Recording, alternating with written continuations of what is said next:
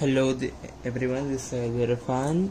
So today I'm going to be explaining about implementation part of LALR program using LEX and YAAC for any given grammar. So I have taken one example in this case, but if you follow the procedure, you can do it for any other grammar. Which you want to. So coming to implementation of the part. Now let me tell you a brief explanation about LEX and YAAC. LEX is abbreviated as lexical analyzer generator, and YAAC is abbreviated as yet another compiler. So coming to a brief explanation about LEX. So LEX is actually used to generate tokens, and it actually transforms input stream into sequence of tokens. So coming to YAAC, it provides a tool to parse to a given grammar, and it's also used to produce source code of synthetic analyzer of the language produced by LR program. So now this is the basic explanation about this LEX and YAAC.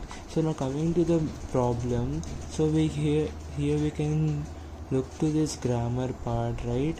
So this one.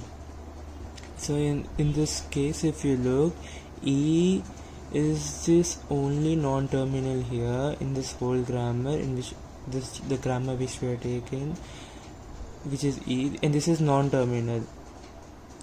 And apart from this, all the other things which are on the right hand side, these all are terminals. This plus, minus, into, division, brackets part, number part, these all are terminals.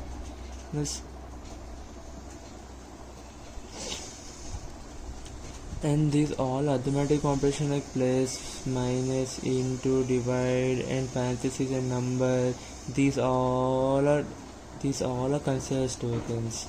So now we can consider them as tokens. So one thing we have to remember here is that all the arithmetic operations, they don't need a regular expression for expansion, but for number we can't generally give a term, but we need a regular expression for the term. And now one more thing we have to remember is that LEX and YAAC work in hand. They can even work parallelly also. So now you use the source code of LEX for YAAC and YAAC source code for LEX, and we can run them simultaneously as well as parallelly also. So this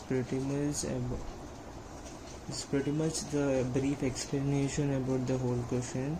So now coming to the code part.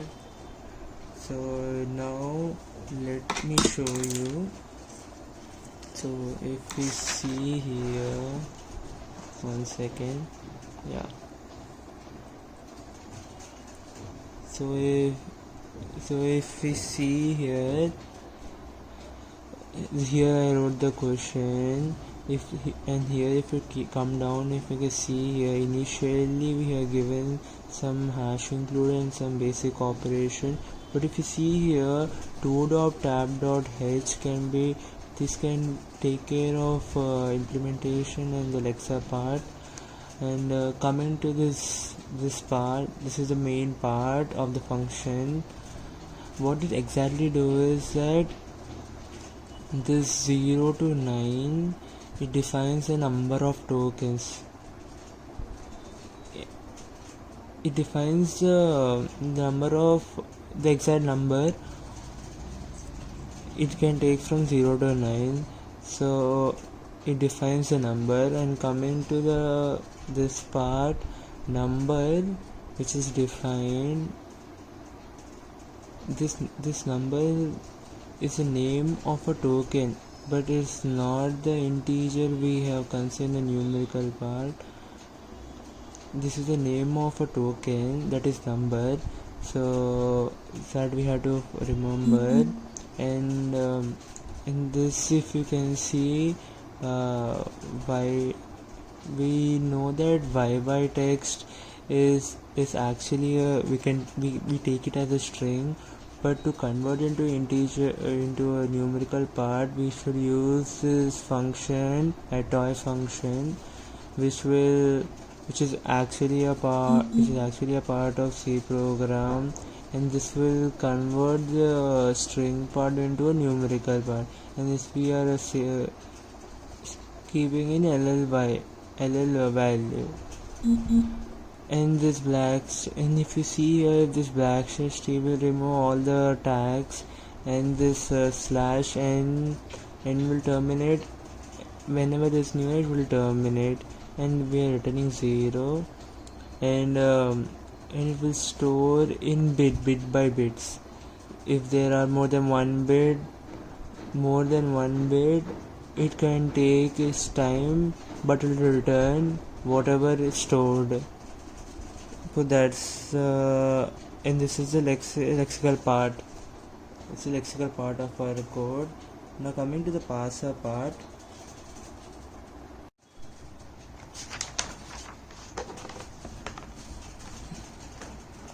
So this is the parser part of our code. So what we will be doing here is, this is the question that we have defined again, and coming to this part, these are the comments for us to read and understand, and coming to this part, and this will be the final output that we'll be getting as a result, which will once we try to execute it, we can in the terminal we will get it, and this S is the non-terminal part, and the E is the terminal part. And if you see down here, here we define the grammar here. So E is here the only non-terminal part here. If you look at first line here, there are three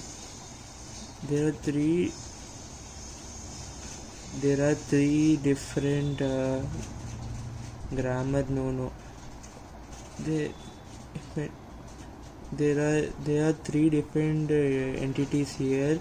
One is E, other one is plus, another one is E.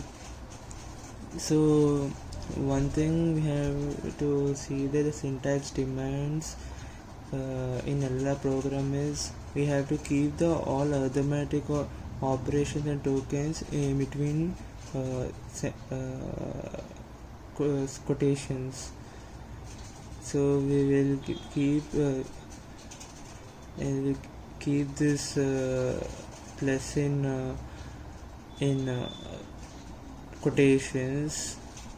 And if you are wondering what these dollar symbols are, these dollar symbols are actually the attributes for this on the things, the part which is on the left hand side.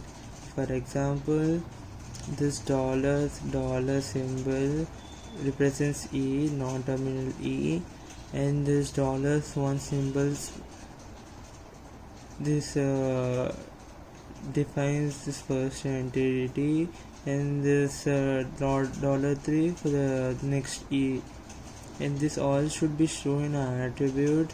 So this part is an attribute for all of these. In this $2 E part of the program, this non-terminal E, and this $1 is the terminal part of E, and plus is same, and this E is for $3. So if this plus, if you observe, we don't have any dollar, this plus is the second entity, and the second attribute for this place. So this plus symbol has an attribute of 2, so there's no need of keeping dollar here, so we're just keeping of what here is here. And if this implies the same for the remaining part of the code, and the same here, the dollar defines here, which is the same for all the 4 lines here, because we are here with one only non-terminal and all our other terminals.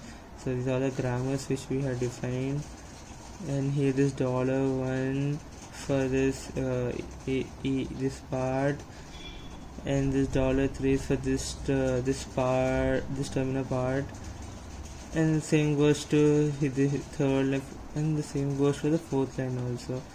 The third and fourth line is just the same how it went for the first and second line.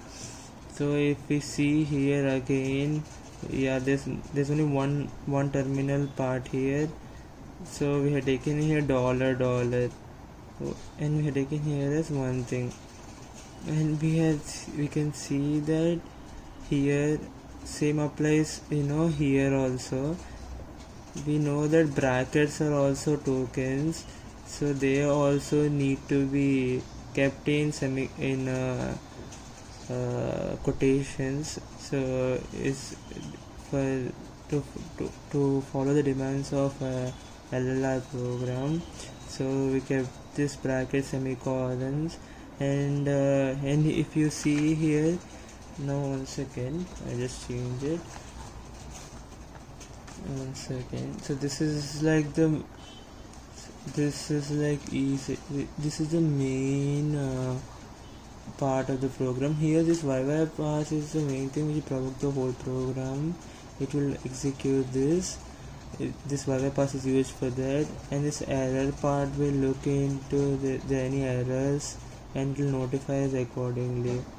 And this is about the code part of parts. And now coming to the end of the assignment. So if we take an example, like once we start executing this whole program on the terminal, and giving the CD desktop, and after giving it, we are supposed to write any number, or like here I took an example that once if we start doing this, like 20 into 2 plus 59 minus 99 is equals to 0.